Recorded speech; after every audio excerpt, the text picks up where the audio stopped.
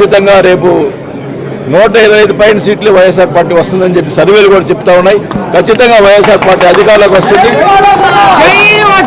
ఖచ్చితంగా బాబూజీ కాంగ్రెస్ సంబంధించి కానీ అన్ని కార్యక్రమాలు ఆర్యవైశ్య సంబంధించిన కార్యక్రమాలు అన్నీ కూడా మరి నేను పూర్తి చేసి వాళ్ళకి మంచి చేకూరుస్తానని చెప్పి కూడా ఈ సభాముఖంగా తెలియజేసుకుంటూ, నేను మొదటి నుంచి కూడా ఎవరిని ఇబ్బంది పెట్టలా, అట్లని చెప్పి వాసు ఇబ్బంది పెట్టలే అటుపోతే బాగుంటుందనే కొంతమంది ఆలోచన అది కరెక్ట్ కూడా కాదని కూడా తెలియజేసుకుంటా ఉన్నాం.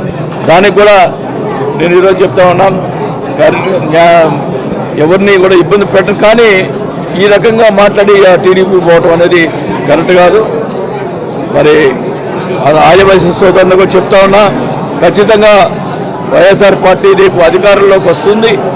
మీరందరూ కూడా వైఎస్ఆర్ పార్టీ చేయండి, తప్పకుండా మీకు మంచి చేసే కార్యక్రమే చేస్తాం తప్ప ఎక్కడ కూడా ఇబ్బంది పెట్టమని చెప్పి కూడా తెలియజేసుకుంటా ఉన్నాం.